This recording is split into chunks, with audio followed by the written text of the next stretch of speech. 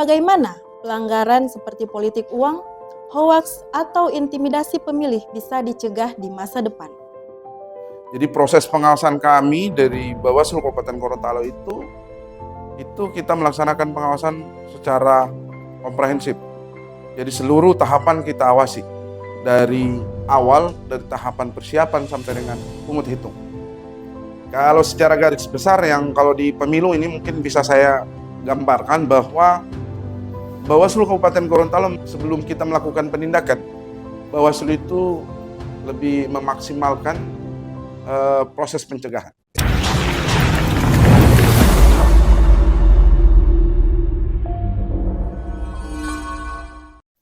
Assalamualaikum warahmatullahi wabarakatuh. Hai sahabat Bawaslu dimanapun berada. Selamat datang di podcast Orasi, obrolan seputar demokrasi Bawaslu Kabupaten Gorontalo. Suara yang menyapa hati para pejuang pemilu yang jujur dan adil. Saya Mary Raisa akan menemani sahabat Bawaslu dimanapun berada pada edisi spesial podcast perdana yang mengangkat tema refleksi hasil pengawasan pemilu dan pemilihan tahun 2024. Apa yang berhasil dan apa yang masih harus diperbaiki. Tahun 2024 sudah kita lewati bersama. Proses demokrasi besar seperti pemilu legislatif, presiden hingga pilkada serentak telah usai kita laksanakan. Tapi tugas kita belum selesai. Sebelum pemilu dan pemilihan yang akan datang, tentu kita punya tanggung jawab untuk mengevaluasi sejauh mana pengawasan pemilu 2024 ini efektif, tantangan atau hambatan apa yang dihadapi, dan bagaimana pelanggaran seperti politik uang, hoaks, atau intimidasi pemilih bisa dicegah di masa depan. Nah, kali ini telah membersamai kita Ketua Bawaslu Kabupaten Gorontalo, Bapak Alexander Kaaba, untuk merefleksikan hasil pengawasan pemilu dan pemilihan tahun 2024. Apa kabar Pak Ketua? Alhamdulillah kabar baik. Sebelum kita masuk ke pertanyaan saya, beri kesempatan kepada Pak Ketua untuk menyapa sahabat Bawaslu. Terima kasih Bu Mary. Bismillahirrahmanirrahim. Assalamualaikum warahmatullahi wabarakatuh. Saya menyapa sahabat-sahabat Bawaslu, penggemar setia dari podcast Orasi yang alhamdulillah insya Allah dirahmati oleh Allah Subhanahu wa Ta'ala. Baik Pak, kemarin sudah dilaksanakan tahapan pemilu dan pemilihan di tahun 2024. Mungkin Pak Ketua bisa menjelaskan bagaimana proses pengawasan pemilu dan pemilihan di Kabupaten Gorontalo yang dilaksanakan pada tahun yang sama. Ini agak berbeda dengan pemilu dan pemilihan sebelumnya. Bagaimana itu Pak?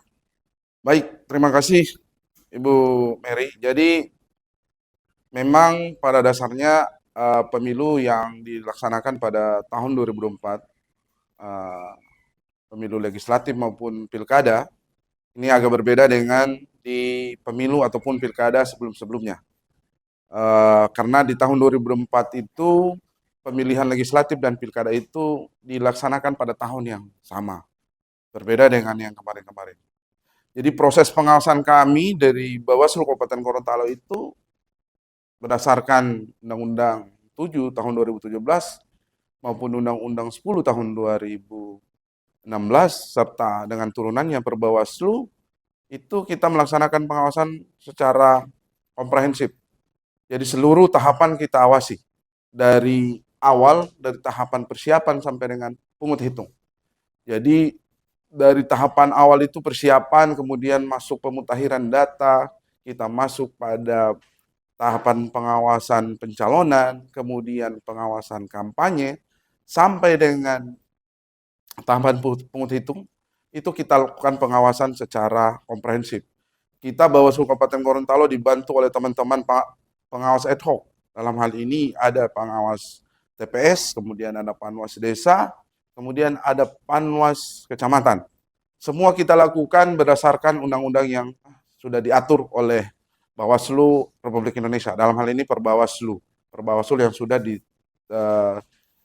terbitkan oleh Bawaslu Republik Indonesia. Yang agak berbeda memang tahapannya. Tahapannya ini hampir kalau dikatakan beririsan, ya sedikit beririsan, karena kemarin kita masih sempat sementara proses eh, sengketa di Mahkamah Konstitusi, tahapan untuk pilkada sudah masuk. Jadi pengawasan kami harus memang lebih lebih aktif lagi, lebih memang di di pressure lagi untuk teman-teman agar bisa bisa melakukan pengawasan yang lebih komprehensif. Jadi sebagian SDM kita melakukan persiapan untuk menghadapi gugatan sengketa di MK, sedangkan SDM yang lain kita persiapkan untuk melakukan pengawasan terhadap persiapan Pilkada tahun 2024. Seperti itu, Ibu Mary. Ya, berarti Bawaslu Kabupaten Gorontalo memang sudah sigap dalam menghadapi tahapan yang beririsan ini, Pak ya. Kemudian Pak Ketua, bisa diceritakan bagaimana Bapak menilai hasil pengawasan pemilu dan pemilihan di tahun 2024? Baik. Jadi pengawasan yang sudah kita lakukan pada pemilihan legislatif maupun pilkada di tahun 2004 itu saya menilai bahwa kita sudah melakukan dengan sebaik mungkin karena memang dari beberapa yang sudah kita hasilkan memang ada beberapa yang cukup kita bisa lihat dari data yang mungkin sudah pernah kami sajikan juga. Nanti insya Allah teman-teman sahabat Bawaslu bisa mengakses lewat websitenya Bawaslu Kabupaten Gorontalo dari perbandingan yang bisa kita ambil dari pemilu di tahun 2019 dan pemilu di tahun 2024 ini memang agak ada perbedaan terhadap pemilih yang menyalurkan hak pilih maupun penanganan pelanggaran ataupun tindakan dugaan pelanggaran yang sudah dilakukan oleh Bawaslu Kabupaten Gorontalo itu berbeda. Kita mengalami penurunan dalam hal dugaan pelanggaran dibandingkan dengan pemilu di tahun 2019. Ini insya Allah nanti kita paparkan juga untuk data-datanya. Lebih lengkap mungkin bisa juga diakses lewat website dari Bawaslu Kabupaten Gorontalo. Demikian Ibu Mary. Begitu ya Pak. Nah, terkait data Bawaslu, jenis pelanggaran apa yang paling dominan di pemilu dan pemilihan di tahun 2024? Kalau secara garis besar yang kalau di pemilu ini mungkin bisa saya gambarkan bahwa Bawaslu Kabupaten Gorontalo sebelum kita melakukan penindakan, Bawaslu itu lebih memaksimalkan proses pencegahan. Jadi proses pencegahan di legislatif itu yang pertama kita lewat cara memberikan imbauan. Jadi kemarin kita memberikan imbauan sebanyak 18 kali di pemilu. Kemudian saran perbaikan 2 kali. Kemudian kita juga memberikan siaran pers 5 kali. Sosialisasi pengawasan partisipatif kita melaksanakan sebanyak 7 kali. Kemudian perjanjian kerjasama kita melakukan perjanjian sebanyak 3 kali. Untuk pilkada, kita melakukan imbauan sebanyak 16 kali. Sosialisasi pengawasan partisipatif 7 kali, dan perjanjian kerjasama kita melakukan perjanjian dengan stakeholder sebanyak 2 kali, siaran pers 9 kali, dan posko aduan, kita membentuk posko aduan sebanyak 8 kali. Dari hal yang sudah saya paparkan ini, yang seperti Ibu Mary sampaikan tadi, data-data yang kita bisa, setelah kita lakukan pencegahan, di pemilu itu kita melakukan penindakan, dugaan pelanggaran. Jadi, ini sebagai informasi kembali untuk mengingatkan ke teman-teman sahabat-sahabat Bawaslu, bahwa di Bawaslu itu kita mempunyai kewenangan untuk menangani dugaan pelanggaran, 1, administrasi, kemudian 2, pidana, 3, kode etik, dan keempat itu hukum lainnya. Walaupun hukum lainnya ini nantinya agak berbeda penanganannya dibanding dengan yang administrasi, pidana, maupun kode etik. Di legislatif kemarin kita melakukan penindakan dugaan pelanggaran administrasi sebanyak 5 kasus, pidananya tidak ada. Kemudian untuk kode etik kita 1, ada 1 kode etik yang kita sempat tangani. Kemudian untuk hukum lainnya, ini ada 8 kasus yang kita tangani di pemilu. Untuk pilkada 2024, penindakan itu ada dua kategori, bisa dari laporan maupun temuan. Nah, di penindakan yang kemarin ini partisipasi masyarakat luar biasa untuk di pilkada, karena dari semua penindakan dugaan pelanggaran yang kita tangani itu berawal dari laporan oleh masyarakat. Jadi penindakan yang di pilkada itu laporan sebanyak 4 laporan, kemudian diregistrasi itu 3, tidak diregistrasi 1. Untuk dugaan pelanggaran administrasi tidak ada, untuk pidana 3 kasus, kode etik tidak ada, dan hukum lainnya 1. Seperti itu gambaran dugaan penindakan pelanggaran atau data dugaan pelanggaran pada saat pemilu legislatif dan pilkada tahun 2024. Oh, begitu ya Pak ya. Pertanyaan selanjutnya Pak Ketua. Apa hambatan yang dihadapi pengawas pemilu di lapangan? Baik, jadi memang hambatan ini ada beragam ya. Jadi mungkin pertama yang bisa saya sampaikan mungkin dari segi geografis ya, wilayah Kabupaten Gorontalo yang posisinya itu ada yang berbukit, ada yang susah signal. Ini termasuk hambatan di kami karena memang proses kita di hari H itu semua kita melakukan deteksi ataupun pelaporan yang secara online itu butuh juga akses internet. Jadi masih ada beberapa wilayah yang belum tercover dengan jaringan internet. Selain geografis juga dengan SDM kita. Di Kabupaten Gorontalo itu selain TPS-nya terbanyak seprovinsi, ya memang agak sulit kita untuk mendapatkan SDM. Walaupun memang kemarin sampai syaratnya sudah diturunkan sampai ke batas umur adalah 21 tahun. Ya. Dan dimungkinkan untuk ketika dibuka bisa sampai umur 17 tahun. Tapi memang masih ada beberapa desa ataupun beberapa TPS itu yang masih kita switch dari wilayah lain, dalam hal ini desa lain. Karena memang ada SDM yang masih kekurangan di wilayah-wilayah itu. Nah, ini memang merupakan tantangan dan hambatan kami, tapi semaksimal mungkin Bawaslu Kabupaten Gorontalo berusaha untuk bisa mencari SDM yang berkualitas, walaupun itu butuh waktu yang agak lebih panjang dibandingkan dengan teman-teman yang lain mungkin yang SDM-nya tersedia lebih merata dibandingkan di wilayah Kabupaten Gorontalo. Seperti itu, Ibu Mary. Iya, baik Pak. Selanjutnya, bagaimana Bapak melihat fenomena politik uang tahun 2024? Apakah modusnya semakin kreatif atau justru lebih mudah dideteksi? Ya, cocok. Memang semakin kreatif. Kami memang kreatif dalam hal untuk sulit kita temukan ya. Dalam hal ini kami dari pengawas. Ini kami sempat mendapatkan informasi. Nah, memang informasinya ini baru kita temukan setelah selesai perhelatannya. Ada salah satu yang ketika waktu kita terjadi PSU di salah satu TPS, itu eksekusinya atau eksekutornya itu, atau transaksionalnya itu, dilakukan di wilayah lain yang di luar yuridiksinya Bawaslu Kabupaten Gorontalo. Karena kita berdekatan dengan wilayah Kota Gorontalo, itu terinformasi transaksionalnya dilakukan di wilayah sana. Tapi ini informasi kita dapatkan, ada yang menyampaikan ke saya, didapatkan setelah perhelatannya selesai. Nah, ini memang salah satu modus. Yang berikut, banyak yang dilaksanakan atau transaksional ini sudah menggunakan elektronik. Tidak lagi menggunakan fisik, dalam bentuk fisik uang.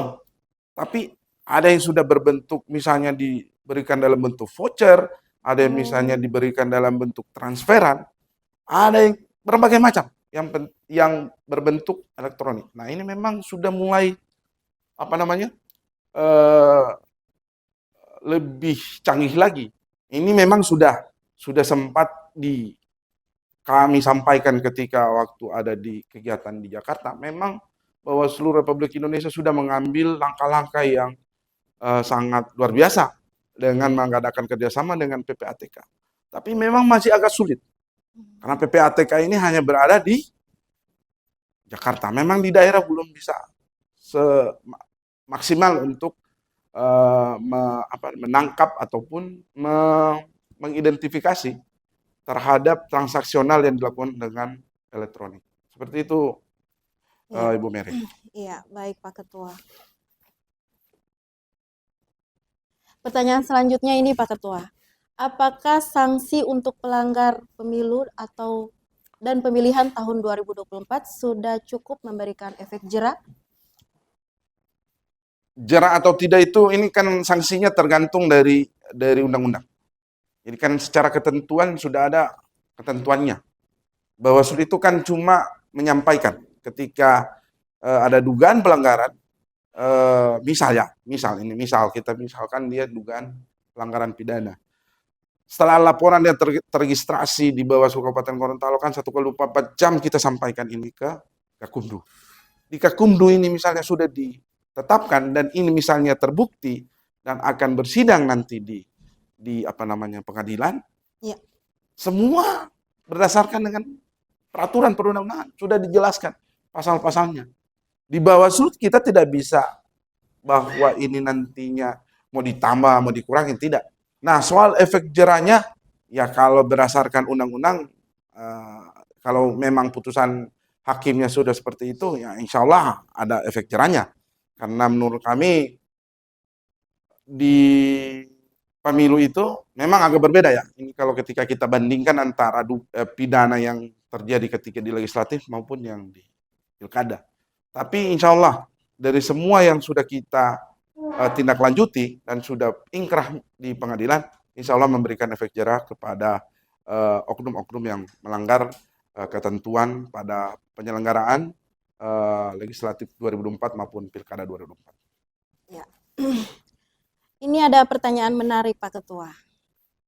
Seberapa besar kontribusi laporan masyarakat dalam pengawasan pemilu dan pemilihan tahun 2024? Apakah ada tantangan dalam verifikasi laporan warga atau seperti apa? Kalau dari laporan, ini memang jadi menarik karena di pilkada kemarin kita laporan dari masyarakat itu termasuk naik dibandingkan dengan di tahun-tahun kemarin di pilkada sebelumnya. Di pilkada sebelumnya dibandingkan di pilkada tahun 2024 ini kita laporan dari masyarakat itu sebanyak 4. Informasi awal itu itu di legislatif itu banyak. Informasi awal itu kan kita dapatkan dari masyarakat.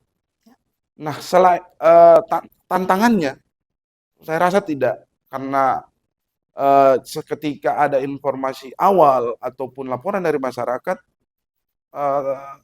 masyarakat ini ketika kita minta klarifikasi dengan sukarela mereka akan memberikan informasinya.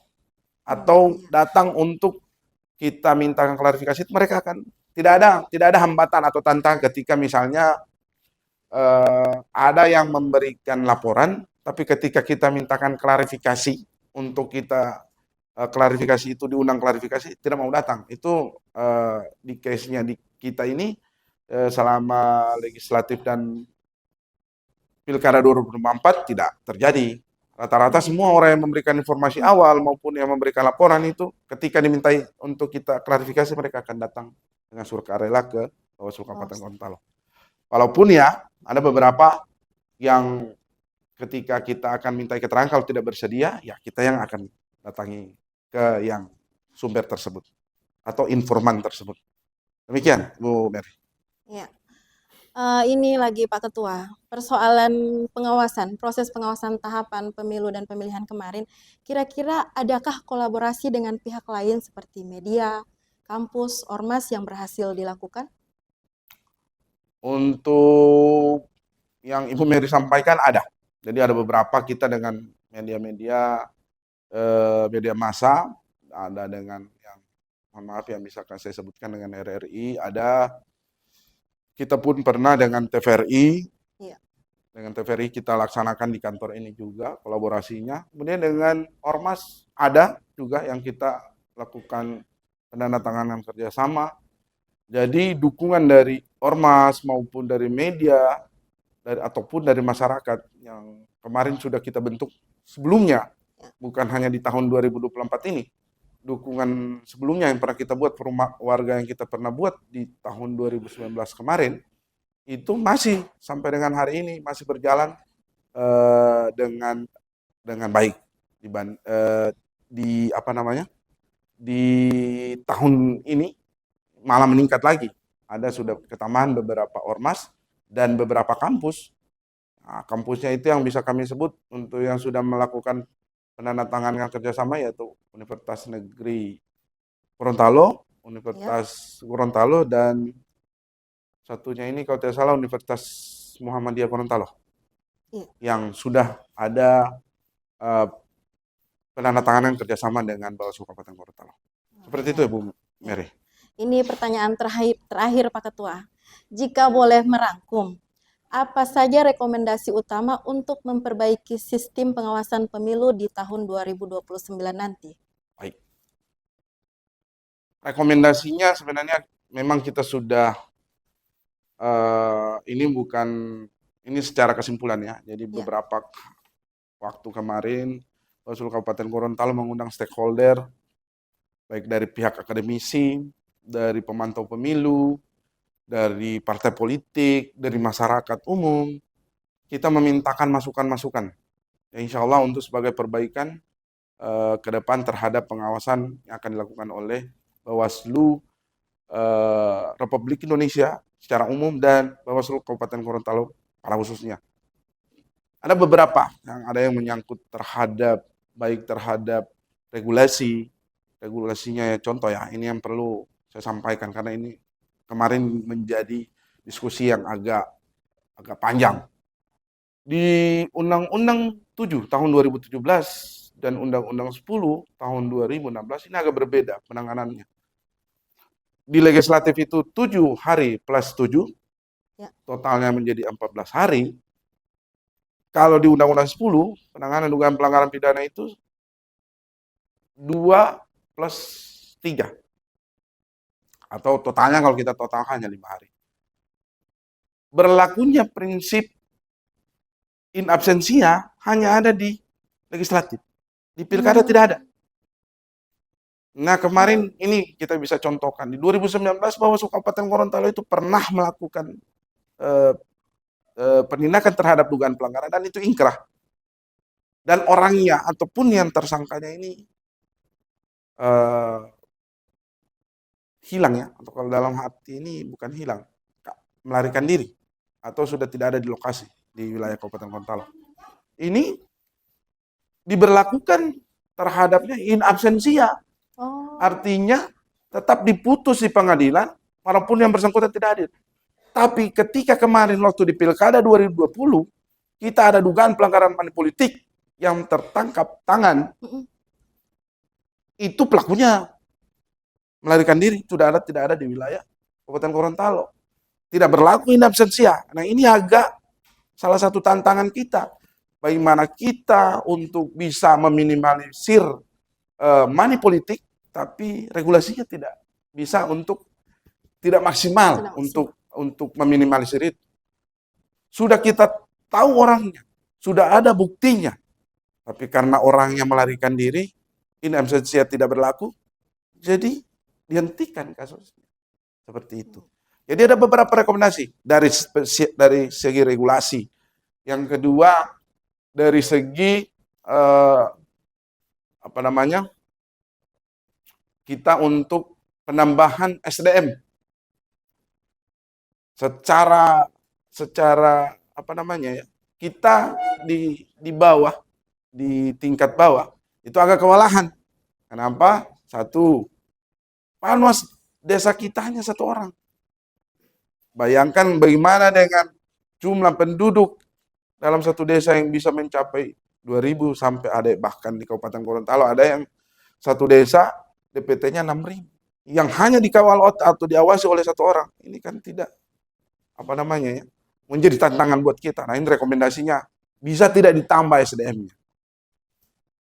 Jadi regulasi, kemudian dari penambahan SDM, Lain-lainnya sudah ada kami sampaikan, nanti mungkin secara detail bisa diakses oleh teman-teman ataupun oleh sahabat Bawaslu pada laporan komprehensif yang sudah dibuat oleh Bawaslu Kabupaten Gorontalo. Demikian Ibu Mary.